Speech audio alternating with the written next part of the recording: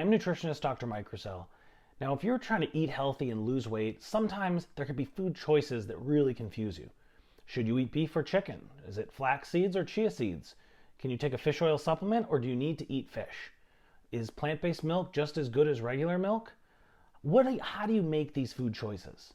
Now, I created the Food Face-Off series to eliminate the confusion and let you know exactly what food you should pick to help reach your goals. Now, if you haven't already, subscribe to this channel so you can get updates and notifications whenever I release a new nutrition video. So first up, we're going to do one that's near and dear to my heart because, as many of you know, my PhD research was done with protein, specifically looking at beef protein and its impacts on cardiovascular disease and cardiometabolic disease. So the first one in our food face-off is beef versus chicken. Which one should you eat? Now, as the theme is going to be with a lot of these, you could do either. So generally people, and poultry or chicken, you can loop turkey into that, but in America, people basically just eat turkey one day out of the year, right? Or two if you count leftovers. So, chicken has generally been seen as a choice amongst people looking for a heart-healthy diet, a choice looking amongst bodybuilders. Chicken's always been a big one. Fitness-minded people, partly because chicken is just a very lean, protein-rich source, right? So it's a lot of quality protein, not a lot of fat, so it makes it very easy to fit into diets, especially lower fat diets. So if you're in a lower, high protein, moderate to high carb diet, it's really the perfect thing. So poultry has always been a popular choice, but I'm really I'm going with beef here. Partly because I literally dedicated years of my life to studying if beef was an acceptable substitution in a heart-healthy diet compared to poultry. And guess what? The answer was you could eat whatever you want.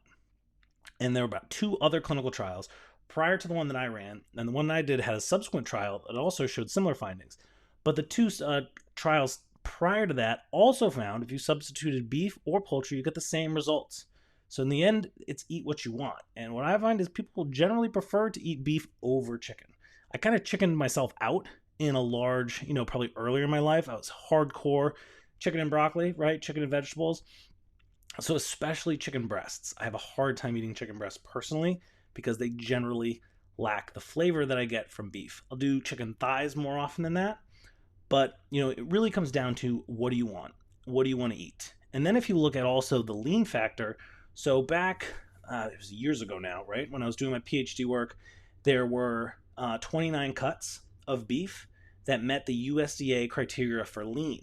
And now there are so many more cuts, partly because butchers are getting a lot more creative in how they're making cuts of meat, trying to make cuts that are more affordable for people, while also having this great, tender and flavor.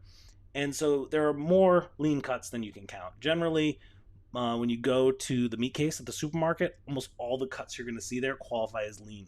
Some of them don't, like my personal favorite, ribeye. So if I could ever have a nutritional wish, it would be that ribeye becomes lean cut. Also, some of the other things like rib cuts and things like that might not be lean. So you just have to eat smaller amounts or trim the external fat. But from a lean standpoint, beef is generally going to be almost as lean as turkey, or lean enough to make it a primary protein. Some other notes. Vitamins. So, it's not just about protein. So the other thing to look at is vitamins.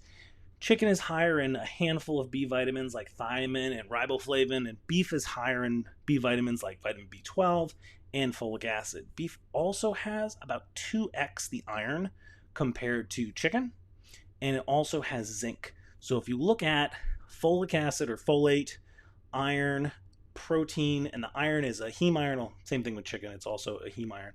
But you look at zinc, protein, B12, folate, and heme iron. Beef is actually my pick for a primary protein source for women who are pregnant or trying to get pregnant because it just has a lot of those nutrients. So in that first trimester, blood volume is going to be increasing, by a lot. And so there's a greater iron need there. Zinc is also important for growth and immune function. You need folic acid to prevent neural tube defects. So actually, beef is a pretty cool protein and food source if you're in your first trimester of a pregnancy as well, which is something that most people wouldn't think about. The other thing is when you're thinking about beef or chicken, one of the things that beef kind of gets a bad rap with has to do with potential carcinogens, right? And so what can happen with this is when you cook something over an open flame and you have external fat, like sometimes you do with cuts of beef, although I recommend you trim them. But when you get that external fat and the flame comes up, the fat melts and then it gets charred, right? And then can bounce back up on the meat. That's where the potential carcinogen comes in. But here's the crazy thing. This happens with all foods. So if you have vegetables and you marinate them in some sort of oil or you brush them with oil, the fat from those oils, if you cook it over an open flame, the exact same chemical reaction can happen. If you cook chicken with the skin on it, you get the same chemical reaction you get. So it's not something that's unique to beef fat. The moral of the story is, if you're going to cook over an open flame aggressively, trim whatever meat that you have, or use minimal oil and prevent that charring, which comes from the fat melting and then those fats oxidizing and then getting back up on the meat.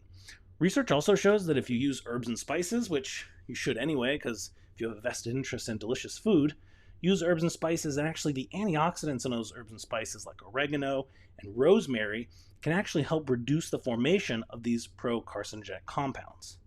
Now, one of the things that's also really important to remember is that we really actually don't even know a lot about these carcinogenic compounds. So I had a really interesting conversation with a scientist who studies these compounds for a living. And what he said is, yes, we know that they are pro-carcinogenic, but we don't really understand in the human body how much is required and what are a lot of the other factors. But I think it's better to be safe than sorry. So if you're going to cook foods, especially meats, over an open flame, make sure you trim the external fat or remove the skin. So when we look at beef versus chicken, my vote is for beef, but I think you can choose. The moral of the story is choose whichever one you prefer eating the most. All right?